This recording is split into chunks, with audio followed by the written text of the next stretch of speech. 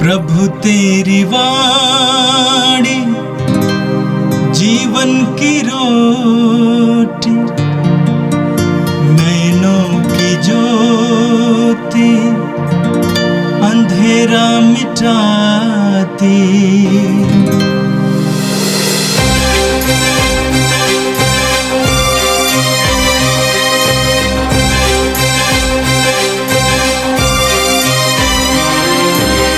प्रभु तेरी वाणी जीवन की रोटी, नैनों की ज्योति अंधेरा मिटाती। प्रभु तेरी वाणी जीवन की रोटी, नैनों की ज्योति अंधेरा मिटाती। वाणी वाणी वाणी वाणी वाणी पवित्र है, शाश्वत है, जीवन का मन्ना है। 26 अगस्त बुधवार। पहला पाठ थेसलोनियों के नाम संत पौलुस का दूसरा पत्र, अध्याय 3, पद संख्या 6 से 10, 16 से 18 तक। भाइयों, हम आपको प्रभु यीशु मसीह के नाम पर आदेश देते हैं कि आप उन भाइयों से अलग रहें जो काम नहीं करते और उस परंपरा के अनुसार नहीं चलते जो आप लोगों को मुझसे प्राप्त हुई है। आप लोगों को मेरा अनुसरण करना चाहिए। आप यह स्वयं जानते हैं। आपके बीच रहते समय हम अकर्मण्य नहीं थे। हमने किसी के यहाँ मुफ्त में रोटी नहीं खाई, बल्कि हम बड़े परिश्रम से रात दिन काम करते रहे ताकि आप लोगों में से किसी के लिए भी भार ना बन जाए। हमें इसका अधिकार नहीं था, ऐसी बात नहीं है, किंतु हम आपके सामने एक आदर्श रखना चाहते थे जिसका आप अनुसरण कर सकें। आपके बीच रहते समय हमने आपको यह नियम दिया, जो काम करना नहीं चाहता उसे भोजन नहीं दिया जाए। शांति का प्रभु स्वयं आप लोगों को हर समय और हर प्रकार शांति प्रदान करता रहे। प्रभु आप सबों के साथ हो। मैं पौलुस अपने हाथों से यह नमस्कार लिख देता हूँ। यह मेरे सब पत्रों की पहचान है। यह मेरी लिखावट है। हमारे प्रभु यीशु मसीह की कृपा आप सबों के साथ हो। यह प्रभु की वाणी है। संत मत्ती के अनुसार पवित्र सुसमाचार अध्याय 23 वाक्य 27 से 32 तक। ईसा ने कहा, ढोंगी शास्त्रियों और फरीसियों, धिक्कार तुम लोगों को, तुम पुती हुई कब्रों के सदृश हो, जो बाहर से तो सुंदर दिख पड़ती हैं, किंतु भीतर से मुर्दों की हड्डियों और हर तरह की गंदगी से भरी हुई है। इसी तरह तुम भी बाहर से लोगों को धार्मिक दिख पड़ते हो, किंतु भीतर से तुम पाखंड और अधर्म से भरे हुए हो। ढोंगी शास्त्रियों और फरीसियों, धिक्कार तुम लोगों को, तुम नबियों के मकबरे बनवाकर और धर्मात्माओं के स्मारक संवार कर कहते हो, यदि हम अपने पुरखों के समय जीवित होते तो हम नबियों की हत्या करने में उनका साथ नहीं देते। इस तरह तुम लोग अपने विरुद्ध यह गवाही देते हो कि तुम नबियों के हत्यारों की संतान हो, तो अपने पुरखों की कसर पूरी कर लो। यह प्रभु का दिव्य सुसमाचार है। क्रिस्त प्रभु की जय। मेरे प्रिय भाई और बहनों, आज का पहला पाठ थिस्सलुनीकियों के नाम संत पौलुस के दूसरे पत्र के अध्याय 3 से लिया गया था। आज के पाठ में संत पौलुस हमें शारीरिक श्रम के बारे में बताते हैं। शारीरिक श्रम की आवश्यकता के बारे में बताते हैं। संत पौलुस कहते हैं, भाइयों, हम आपको प्रभु यीशु मसीह के नाम पर आदेश देते हैं कि आप उन भाइयों से अलग रहें जो काम नहीं करते। पौलुस कहते हैं कि आप उन लोगों से अलग रहें जो काम नहीं करते। प्रभु यीशु ईश्वर के पुत्र थे, संसार के मुक्तिदाता थे। इसके बावजूद प्रभु यीशु ने एक बढ़ई का काम किया। एक बढ़ई का काम करते हुए यीशु को कभी भी शर्म महसूस नहीं हुआ। मैंने देखा बहुत सारे लोग शारीरिक श्रम को तुच्छ मानते हैं। झाड़ू उठाना, कोई भी काम करना वे तुच्छ समझते हैं। ये सरासर गलत है और सुसमाचार और पवित्र वचन के खिलाफ है। संत पौलुस अपना उदाहरण देते हैं। देखिए पौलुस क्या कहते हैं, आप स्वयं ये जानते हैं, आपके बीच रहते समय हम अकर्मण्य नहीं थे। हमने किसी के यहां मुफ्त में रोटी नहीं खाई, बल्कि हम बड़े परिश्रम से दिन रात काम करते रहे, जिससे आप लोगों में किसी के लिए भी भार ना बने। संत पौलुस इतने बड़े सुसमाचार के प्रसारक थे, प्रचारक थे, लेकिन उन्होंने स्वयं परिश्रम किया, अपनी रोटी के लिए मेहनत की, तंबू बनाया करते थे और परिश्रम के साथ साथ सुसमाचार के लिए भी परिश्रम करते थे। इसीलिए पौलुस कहते हैं कि कम से कम आप मेरा अनुकरण करते, प्रभु यीशु का अनुकरण करते।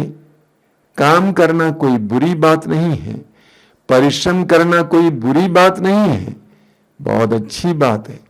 अगर ईश्वर ने हमें शारीरिक शक्ति दी है, अगर ईश्वर ने हमारे अंदर ऊर्जा रखी है, उसको इस्तेमाल करना हमारी जिम्मेदारी है। पौलुस संत में कहते हैं, आपके बीच रहते समय हमने आपको यह नियम दिया, जो काम करना नहीं चाहता उसे भोजन नहीं दिया जाए। जो काम करना नहीं चाहता उसे भोजन नहीं दिया जाए। जो काम नहीं करता है वो भोजन का अधिकारी नहीं हो सकता है। मैंने देखा है कि आज के जमाने में बहुत सारे युवा अपने मां बाप की कमाई पर निर्भर रहते हैं। यहां तक कि विवाहित हैं, उनके बच्चे हैं, इसके बावजूद वे परिश्रम नहीं करते हैं, मां बाप के पेंशन के भरोसे जीते हैं। ये पवित्र वचन के अनुसार ठीक नहीं है। हम सबको, जिनको ऊर्जा दी गई है, हमारे शरीर के अंग दिए गए हैं, उसको इस्तेमाल करते हुए काम करने की जरूरत है। कुछ लोग कहते हैं हम प्रार्थना करना चाहते हैं, बहुत अच्छी बात है। प्रार्थना भी एक मेहनत है, लेकिन मैंने कई लोगों को देखा है 2-3 घंटे प्रार्थना करते हैं, थक गए। प्रार्थना करना भी एक बहुत बड़ा परिश्रम है। उसमें भी हम अपने आप को तपा सकते हैं। घंटों प्रार्थना करते हुए, प्रार्थना में त्याग करते हुए हम दूसरों के लिए कृपा के माध्यम बन सकते हैं। संत पौलुस कहते हैं हम परिश्रम करना सीखें। और आज का सुसमाचार संत मत्ती के सुसमाचार के अध्याय 23 से लिया गया था। हम सुसमाचारों में पढ़ते हैं कि प्रभु यीशु के पास हर प्रकार के लोग आते थे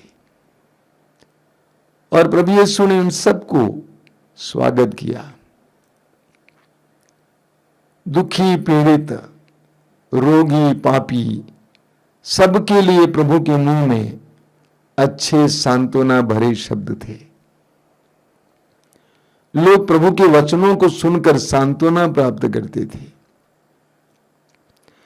प्रभु से चंगाई पाकर अपने जीवन में ईश्वर की स्तुति करते थे।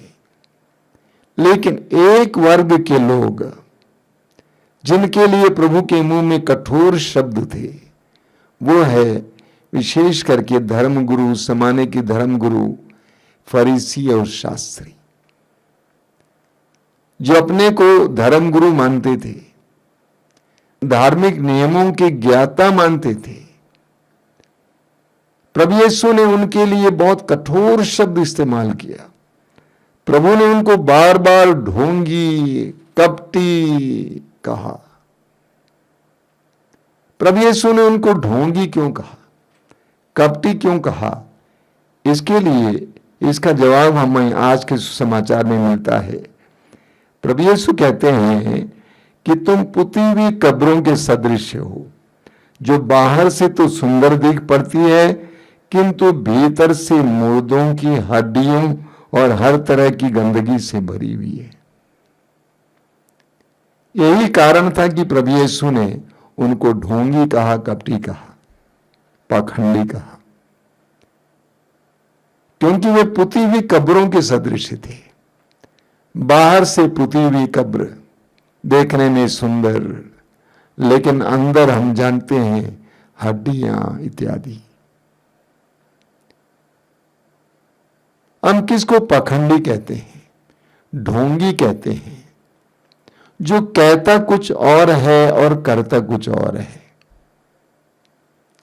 जो बाहर से कुछ और है, अंदर से कुछ और है, जिसकी कथनी और करनी में बहुत दूरी है, जो अनावश्यक अपने आप को बहुत बड़ा, महान और पवित्र दिखाने का प्रयास करते हैं, वे पाखंडी हैं। हम मनुष्य हैं, हम पापी हैं, दुर्बल हैं। सुसमाचारों में हम पढ़ते हैं प्रभु यीशु के पास पापी आते थे, लेकिन प्रभु के दिल में और प्रभु के जुबान पर उनके लिए करुणामय शब्द होते थे, क्योंकि वे अपने पापों को स्वीकार करते थे। लेकिन जो पाखंडी होते हैं, जो ढोंगी होते हैं, अपने आप को बाहर से संत घोषित करते हैं, लेकिन अंदर से कपटी हैं, बुराई से भरे हुए हैं। ऐसे लोगों के प्रति प्रभु के दिल में बहुत घृणा था। प्रभु यीशु के जमाने में फरीसी और शास्त्री बोला करते थे कि हमारे पुरखों ने नबियों की हत्या करके बहुत बड़ा अपराध किया, अगर हम होते तो ऐसा कदापि नहीं होने देते। और इसलिए वे नबियों के कब्रों को सुंदर बनाने का प्रयास करते थे। लेकिन प्रभु यीशु कहते हैं, तुम्हारे व्यवहारों से मुझे पता चलता है कि अगर तुम अपने पुरखों के जमाने में होते, तुम भी नबियों को मार डालते, क्योंकि वे यीशु को भी मार डालना चाहते थे, केवल इसलिए कि यीशु ईश्वर की ओर से बोलते थे, ईश्वर के रहस्यों को बोलते थे, उनको ललकारते थे, उनको सही मार्ग पर आने के लिए आह्वान करते थे। मेरे प्रिय भाई और बहनों, प्रभु यीशु के कठोर शब्द कभी कभी हमारे लिए भी है। हमारे जीवन में भी कभी कभी हमें पाखंड देखने को मिलता है, बाहर से कुछ और, अंदर से कुछ और, बोलते कुछ और, करते कुछ और।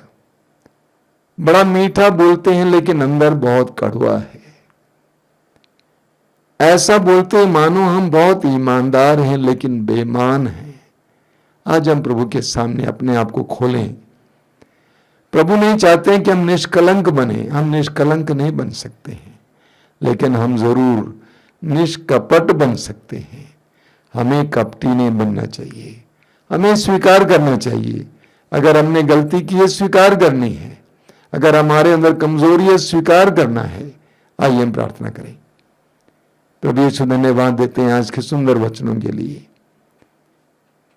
तेरे इस आह्वान के लिए धन्यवाद देते हैं,